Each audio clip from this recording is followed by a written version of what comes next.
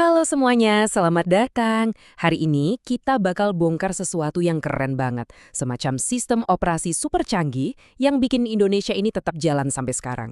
Ini bukan sekedar materi hafalan di buku paket ya, tapi ini adalah modal paling gede yang kita punya sebagai bangsa. Udah siap? Yuk kita mulai.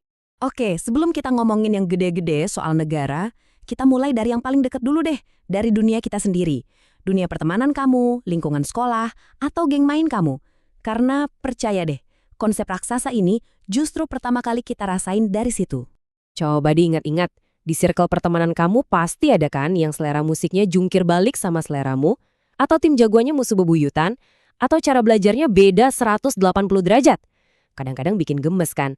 Tapi coba pikir lagi, justru di situ kan serunya. Nah, ini nih analogi yang pas banget. Coba bayangin tim sepak bola.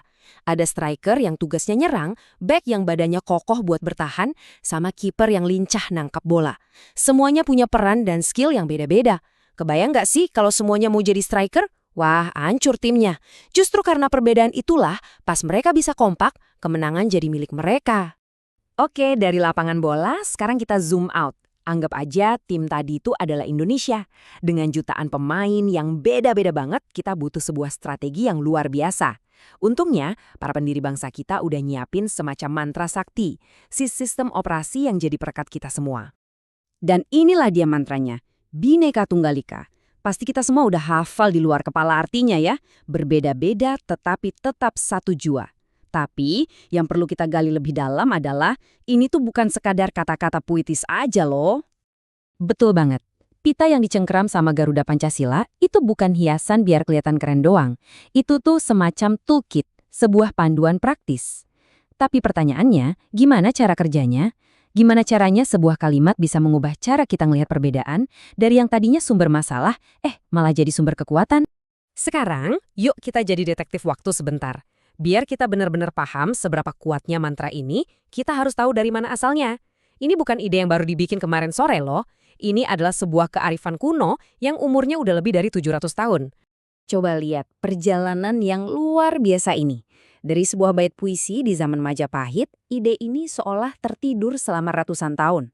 Sampai akhirnya, para pendiri bangsa kita menemukan lagi harta karun ini di tahun 1950 dan bahkan mengukuhkannya di UUD. Ini bukti kalau ide-ide hebat itu nggak pernah lekang oleh waktu. Mereka cuma nunggu momen yang pas buat bersinar lagi. Nah, ini dia kalimat aslinya dari Kakawin Sutasoma. Dulu, konteksnya itu buat menyatukan umat Hindu dan Buddha yang hidup berdampingan di Majapahit. Empu Tantular tuh intinya mau bilang, "Hey, kebenaran sejati itu cuma satu kok, caranya aja yang beda-beda." Gila kan? Pesan toleransi yang dalam banget dari 700 tahun yang lalu, tapi rasanya relevan banget buat kita sekarang yang sering debat kusir di media sosial. Oke, kita udah tahu sejarahnya, udah paham maknanya. Pertanyaan logis berikutnya adalah, terus gimana? Gimana caranya kita mengubah prinsip sekeren ini jadi tindakan nyata di kehidupan kita sehari-hari? Gimana caranya sebuah semboyan bisa turun ke jalan?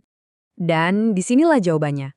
Kalau Bhinneka Tunggal Ika itu adalah prinsipnya, kesadarannya, atau bisa kita sebut kata bendanya, maka gotong royong itu adalah aksinya, wujud nyatanya, alias kata kerjanya.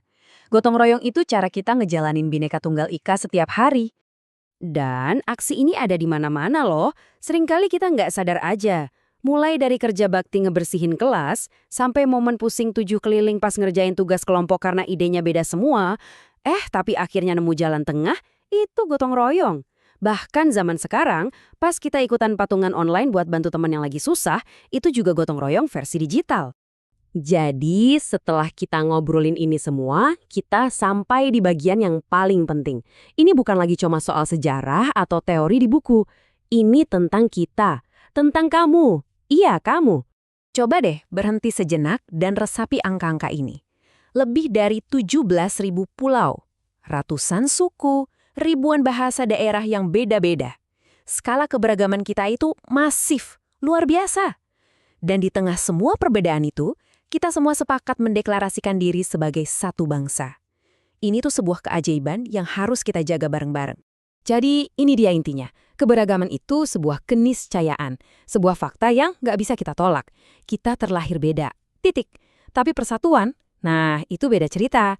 Persatuan itu bukan bawaan dari lahir, dia itu rapuh. Persatuan itu adalah sebuah pilihan, sebuah usaha sadar, sebuah tanggung jawab yang harus kita rawat setiap hari, bersama-sama. So, aku tutup pembahasan kita dengan sebuah tantangan kecil buat kamu. Apa aksi hashtag Bhinneka Tunggal Ika versi kamu hari ini? Nggak usah yang ribet-ribet. Mungkin sesederhana beneran dengerin pendapat teman kamu di kantin yang beda banget sama pendapatmu. Atau coba kepoin sedikit soal budaya teman sebangkumu. Apapun itu, ingat, Indonesia yang hebat ini nggak dibangun dari hal-hal besar, tapi dari jutaan aksi nyata yang kecil, yang dimulai dari kamu, hari ini.